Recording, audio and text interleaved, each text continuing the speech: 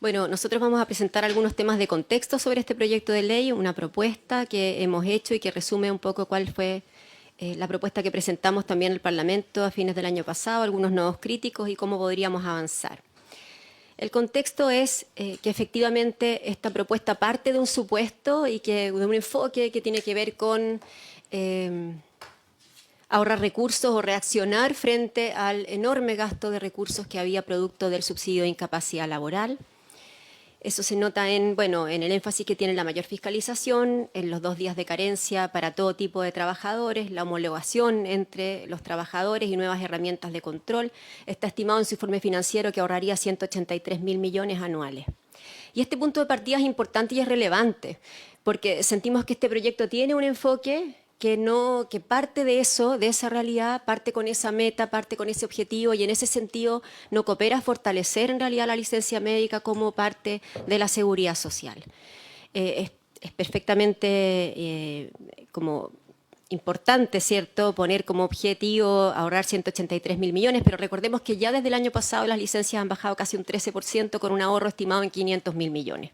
Por lo tanto, con el buen accionar del Estado que tenemos, con las leyes que tenemos, con que efectivamente hoy día incluso en nuestras normas legales existe una posibilidad de que los empleadores también intervengan más incluso en el buen uso de las licencias, con las capacidades instaladas, con la fiscalización que se hace de los organismos estatales, incluida la Contraloría, las COMPIN, la Suceso, el fortalecimiento que hicieron, el trabajo que hicimos desde los gremios en también intencionar un mejor uso, logramos bajar.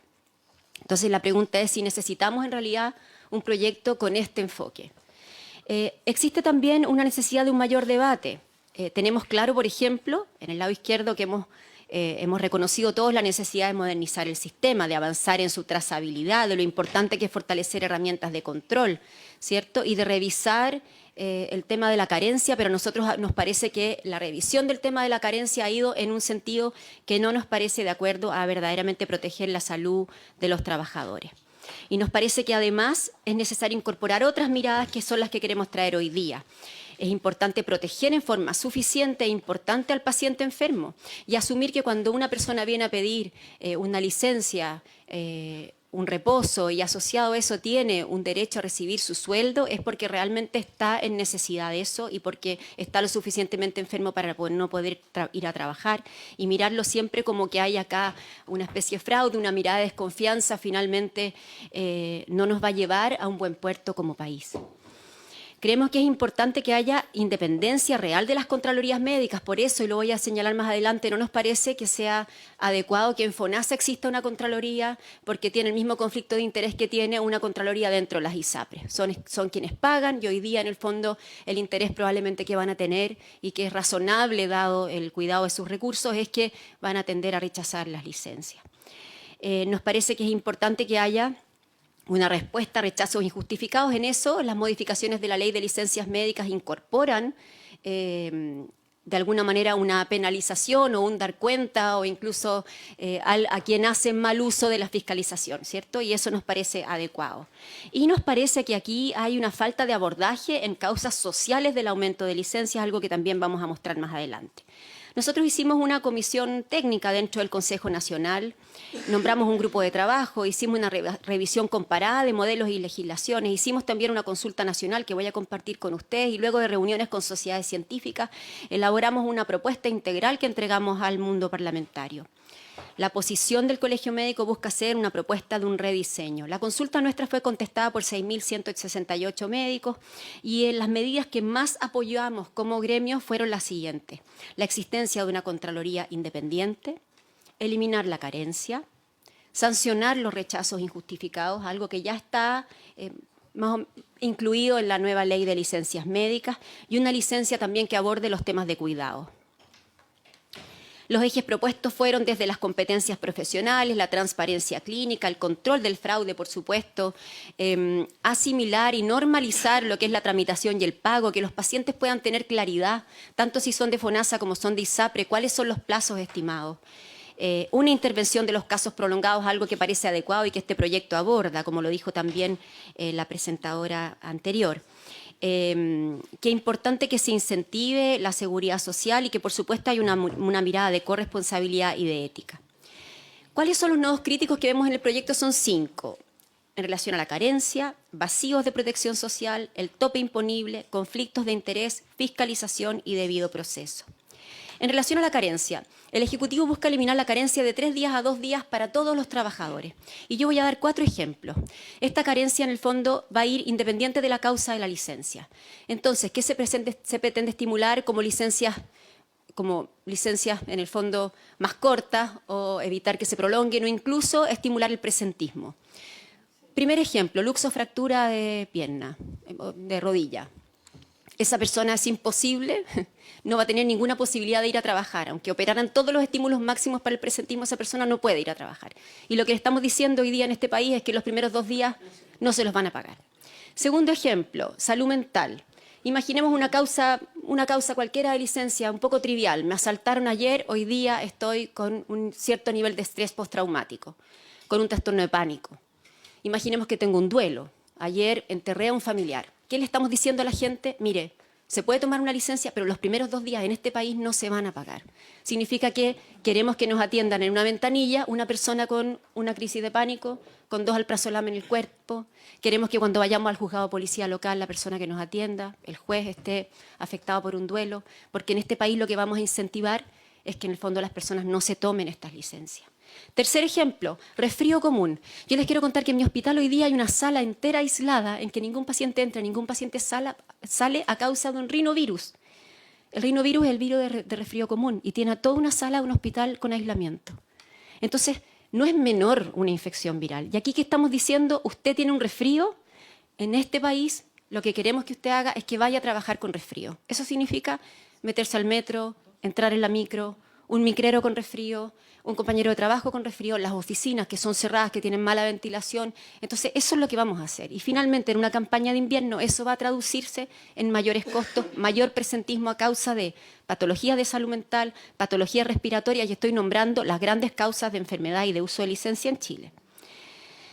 Tercer ejemplo, un cáncer con una quimioterapia. Yo tengo una vez al mes una semana de quimioterapia y luego sé que en la segunda semana algo va a pasar o probablemente voy a estar inmunodeprimida, voy a tener que usar una licencia. Con cada licencia que tenga, le estamos diciendo a un paciente con cáncer, los primeros 2 días no se los vamos a pagar. Una tras otra, durante 6 meses, una persona con quimioterapia va a saber que va a tener tal vez 4 o 5 licencias, los primeros 2 días en este país no se van a pagar.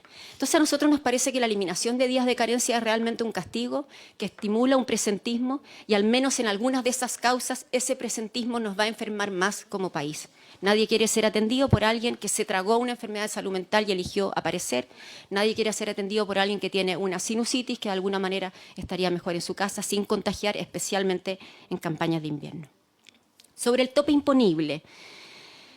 ¿Implica la verdad que va a disminuir el ingreso durante la enfermedad? Y es una presión también al reintegro precoz. Tiene el riesgo de profundizar inequidades y a nosotros nos parece que homologa hacia abajo.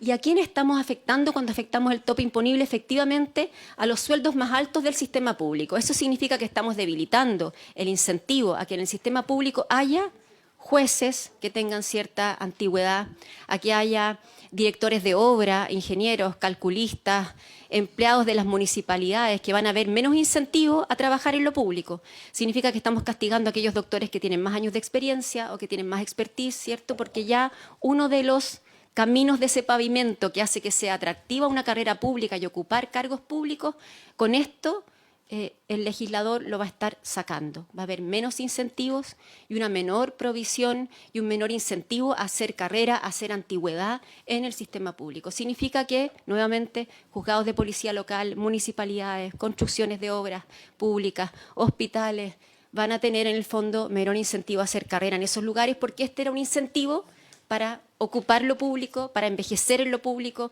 para ocupar experiencia y lograr hacer una carrera en la que efectivamente luego de varios años y con harta expertise yo tenga un sueldo alto. Hoy día le vamos a decir a esa persona, cuando usted se enferme, va a tener un tope imponible, en pareja hacia abajo. Conflictos de interés. Nosotros creemos que es un incentivo bien perverso el tema de que las ISAPRES se tengan que pronunciar en 3 días y FONASA los pacientes que van a FONASA tienen 7 días la COMPIN para pronunciarse. Eso hace que la ISAPRE, razonablemente en esos 3 días, tienda a rechazar un gran número de licencias.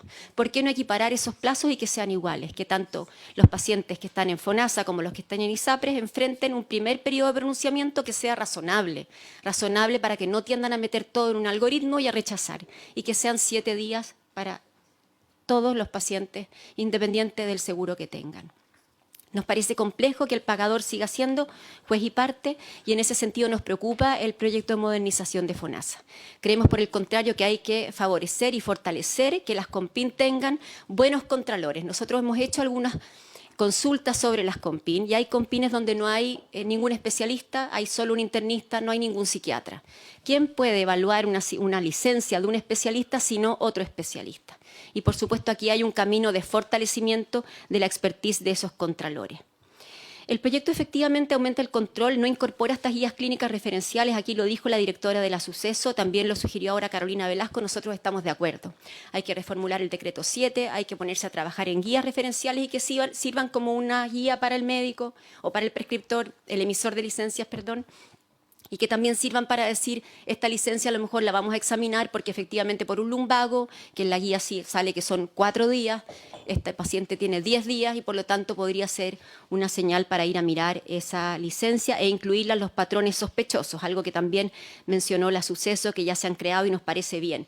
En definitiva, en esta materia el Colegio Médico apoya una mayor fiscalización y apoya también las herramientas que le hagan al médico o al dentista quien emite una licencia, a la matrona, tener en el fondo guías más claras de qué reposo es el esperable.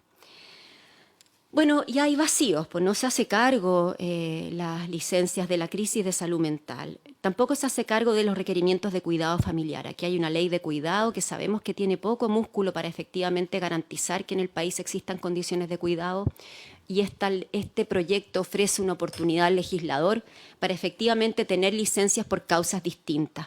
También modalidades flexibles de reposo. Y tienen que ver con algo muy razonable, que es que no todo niño enfermo tiene menor de 1 año, obviamente, y hay niños que no están gravemente enfermos, que tienen sobre esa edad y hoy día no los pueden acompañar los padres, porque no tienen entonces ninguna forma de asegurar una modalidad distinta de reposo. Pasa también con las madres de niños con alergia a la proteína de la leche de vaca, que uno dice el reposo podría ser un poco distinto y no un reposo completo en su casa, y sin embargo hoy día hay como una cierta inflexibilidad. Entonces, desde el Colegio Médico nosotros creemos que aquí es importante que más allá de la coyuntura lamentable, compleja que vimos, con lo que fue el uso laxo, fraudulento de licencias médicas y el tremendo gasto que eso significa, nosotros creemos que esta no es la oportunidad, o sea, no debiera ser usado como una oportunidad que solo mire desde ese lado economicista, sino que rescate la salud del país y el derecho del trabajador enfermo a tener un subsidio, y por eso planteamos eliminar la carencia, porque en la carencia no hay ningún otro argumento sino un argumento económico, no hay un argumento sanitario. Cuando nosotros le indicamos a un paciente reposo es porque creemos que así es necesario desde el día 1 y el subsidio debiera ser desde el día 1. Lo demás es presentismo. Vamos a defender, ojalá, contralorías médicas independientes, guías clínicas que permitan dar una mayor claridad con respecto al reposo esperable. Estamos de acuerdo con la directora de la Suceso, la directora de la Suceso en la prohibición de emisión de licencias desde el extranjero. Creemos que es importante darle una vuelta a introducir licencias médicas de cuidado, modalidades flexibles de reposo, y no somos partidarios del tope imponible porque, de nuevo, debilita la estructura de la función pública y no estimula a que haya personas con antigüedad, con expertise dentro de la función pública. Y recordemos que la función pública la rescatamos porque es la que pone en marcha un país, cualquier país, y también el nuestro. Entonces, en comparación, nosotros somos partidarios de eliminar la carencia, rechazamos el tope imponible, estamos de acuerdo con un control y soporte clínico de la fiscalización a través de guías, estamos de acuerdo con la Contraloría, pero que sea órganos independientes. Nos parece que en los rechazos del subsidio está bien que hayan sanciones y plazos, sobre todo cuando ese rechazo se hace de forma no clara o injustificada, y debiera haber un espacio para una licencia de cuidado.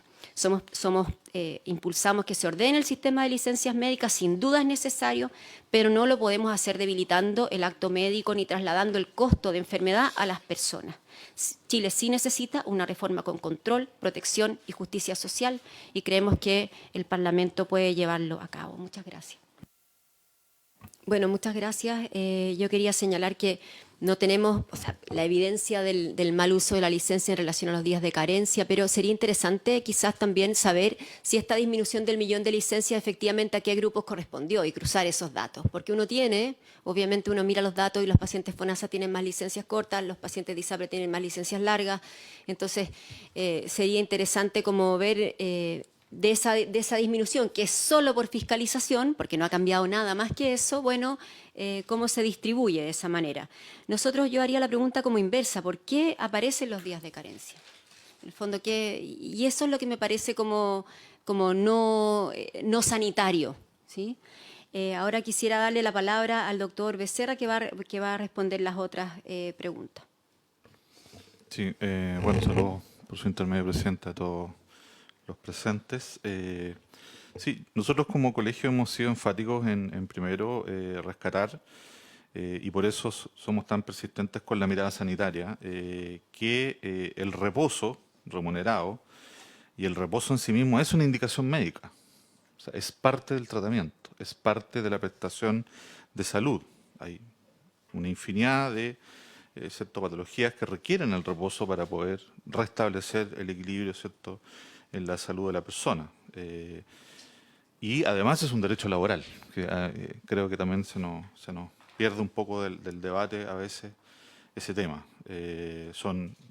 Estar enfermo es un estado de necesidad y por lo tanto el subsidio aparece, ¿cierto?, en nuestros derechos sociales hace muchos años, con la ley de seguro obrero y otras cosas que vinieron después. Por lo tanto, eso nos gustaría hacer hincapié. Y respecto al presentismo, claro, efectivamente es difícil poder comparar los escenarios que tenemos, porque en el fondo este proyecto modifica ambas cosas. Disminuye, ¿cierto?, la carencia para todos de 3 a 2 y le instala la carencia a los trabajadores públicos de 2 días, pero también elimina la ausencia de carencia en aquellas licencias que tienen más de 11 días. Por lo tanto, va a ser difícil hacer la comparación. Efectivamente, lo que tenemos es que en los trabajadores públicos hay un incentivo, al parecer, a las licencias cortas, pero también hay un incentivo grande en los trabajadores privados, que son la gran mayoría, como también se mencionó, ¿cierto?, de los 9 millones de los 10 que son trabajadores. También existe un estímulo persistente hacia aumentar las licencias, y es lo que nosotros como médicos también vemos, ¿ya? Cuando en la consulta, en el cara a cara, ¿cierto?, un paciente, uno dice, esta enfermedad tiene un reposo de 7 a 8 días, obviamente que el paciente inmediatamente solicita, porque hay ahí un asunto de remuneraciones que está implícito, ¿ya? Porque ellos saben que si la licencia en vez de 8 es de 11, se paga completa. Si se mantienen los 7 o 8 días, entonces los 3 primeros días nadie se los paga. Entonces, efectivamente, tal como mencionó la presidenta del Colegio Médico, en el fondo habría que ir un poco más atrás y decir, bueno, cuál es el origen de la carencia y qué es lo que buscamos con ella.